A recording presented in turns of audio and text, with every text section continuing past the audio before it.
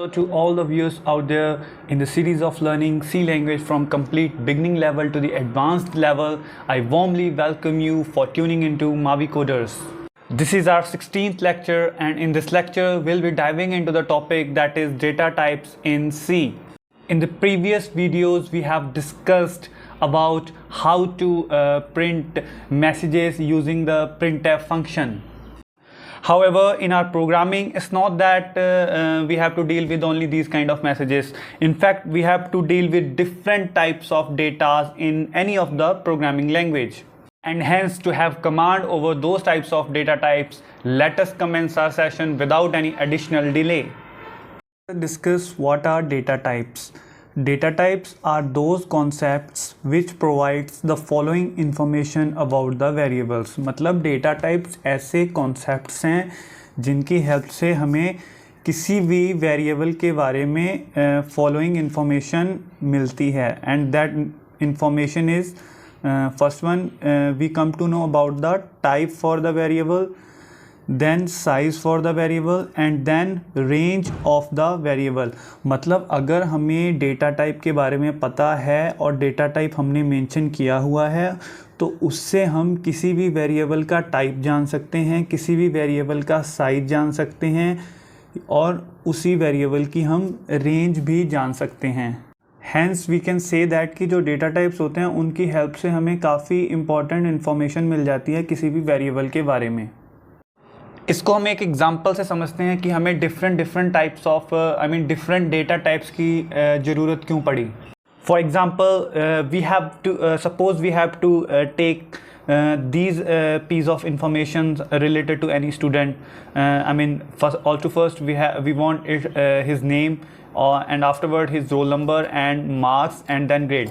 तो हम इसमें ये देख सकते हैं कि जो नेम है उसके लिए अलग डेटा है, जो रोल नंबर है उसके लिए डेटा कुछ अलग होगा, कुछ अलग टाइप का डेटा होगा, और जो मार्क्स हैं उसके लिए अलग डेटा टाइप होगा, जो ग्रेड है उसके लिए अलग डेटा टाइप होगा.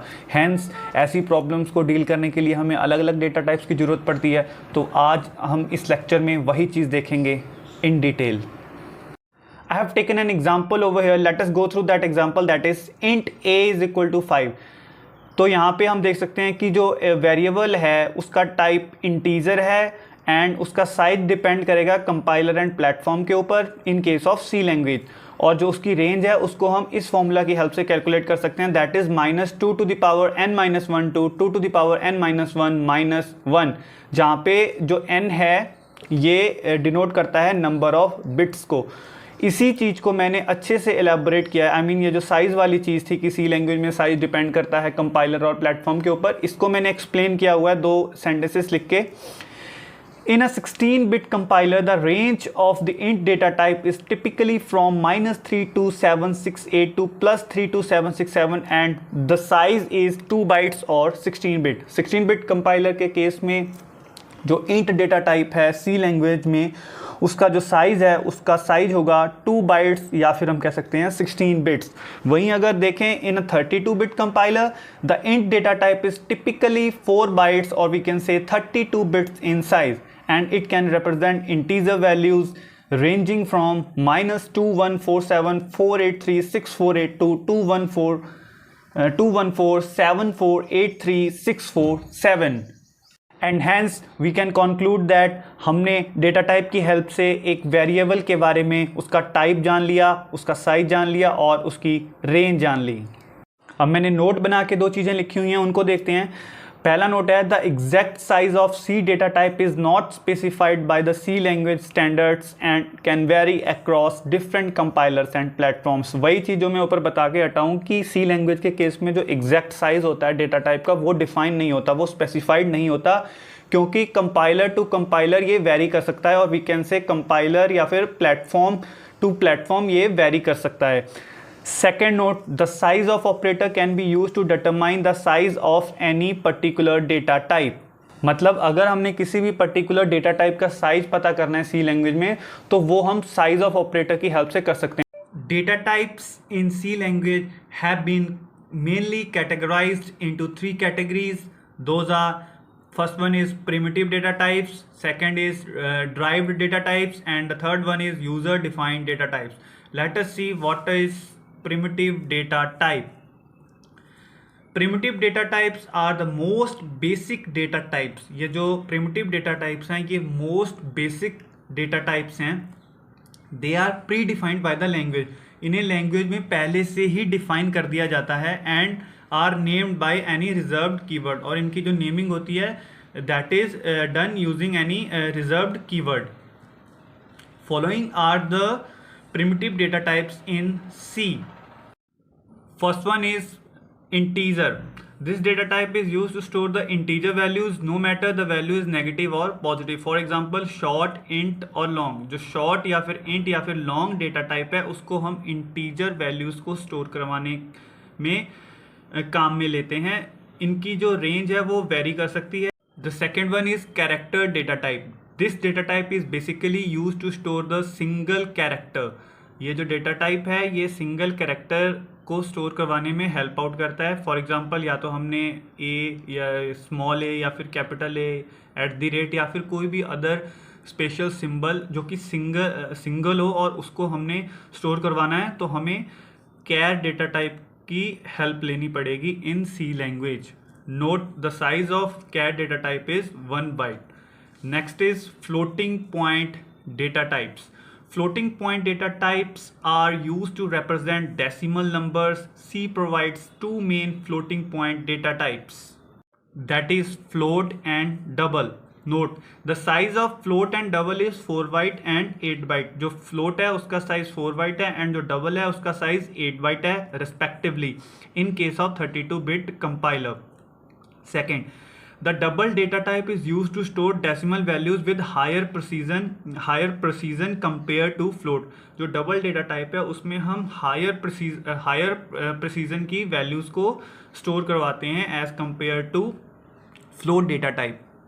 नेक्स्ट हम लोग देखते हैं void data type. The void data type is special type of data type that represents absence of any type. इसको हम आगे जाके अच्छे से कवर करेंगे. void basically it is used as a return type for those function which do not return any value. जो functions कोई value return नहीं करते उनमें as a return type use किया जाता है void. आगे जाके इसको हम डिटेल में कवर करेंगे.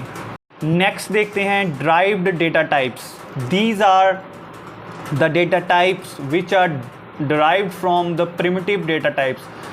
That is, the derived data types are created by modifying or combining the primitive data types to form new data types having different characteristics. मतलब जो derived data types होते हैं उनको हम primitive data types के ही अलग अलग combinations की help से बनाते हैं. फॉर एग्जाम्पल हम देखते हैं कि an array is derived data type that is made up of sequence of elements of same primitive data type. Another example देखते हैं pointer variable. It is a special type of variable which stores the address of some other variable or location. ये जो both array and ये जो pointer है इन दोनों को हमने प्रिमिटिव डेटा टाइप के अलग अलग कॉम्बिनेशन की हेल्प से क्रिएट किया है ताकि इनकी जो कैरेक्टरिस्टिक्स है वो कुछ और हो सके और हम डिफरेंट टाइप्स ऑफ डेटा को स्टोर कर सकें. एरे जो है वो बेसिकली हम यूज़ में तब लेते हैं जब हमने सिमिलर टाइप ऑफ डेटा को स्टोर करवाना हो और डेटा काफ़ी ज़्यादा हो और हम चाहते हैं कि हम कम से कम वेरिएबल क्रिएट करके हमारा ज़्यादा से ज़्यादा डेटा स्टोर करवा सकें. वहीं अगर पॉइंटर की बात करें तो पॉइंटर काम में हम उस समय लेते हैं जब हमने किसी और वेरिएबल के एड्रेस को स्टोर करवाना होता है. एरे एंड पॉइंटर को हम आने वाले लेक्चर्स में डिटेल में कवर करेंगे. नेक्स्ट हम देखते हैं user defined data types. User defined data types are the data types which are created by the user using the combination of the fundamental and the derived data types in the C programming languages. मतलब user defined data types ऐसे data types होते हैं जिनको कि खुद user create करता है using fundamental बोले तो using primitive data types and using derived data types in C programming language. For example, structure, union, enumerator, these are certain example of user defined data types. Now let us see what is structure.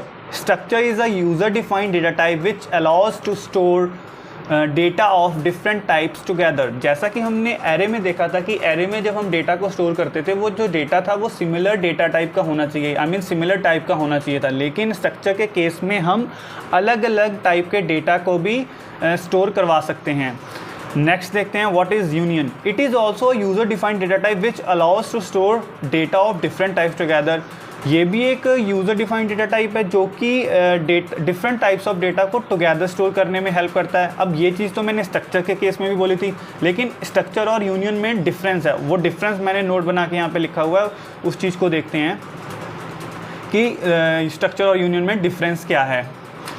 The difference between structure and union is that in case of structure, each member within a structure is assigned a unique storage area of location, whereas in case of union, memory allocated is shared by individual member. मतलब इन case of structure के जितने भी members होंगे उन सभी members को अलग अलग यूनिकली जो है मेमोरी मिलेगी। वहीं अगर देखें यूनियन के केस में तो यूनियन में जितने भी मेंबर्स होंगे उन सभी मेंबर्स को जो मेमोरी एलोकेट होगी वो शेयर्ड फॉर्म में एलोकेट होगी, यूनिकली नहीं होगी। यूनिकली होगी केवल स्ट्रक्चर के केस में। नेक्स्ट हम देखते हैं what is enumerator. Enum is a user defined data type in C. Enum भी एक यूज़र डिफाइंड डेटा टाइप है सी लैंग्वेज में, that allows you to define a set of named constants also known as enumerators. Next हम देखते हैं, note बना के मैंने लिखा हुआ है कि variable has two meanings. It is an entity whose value can change, and the next one is it is a name given to location in memory.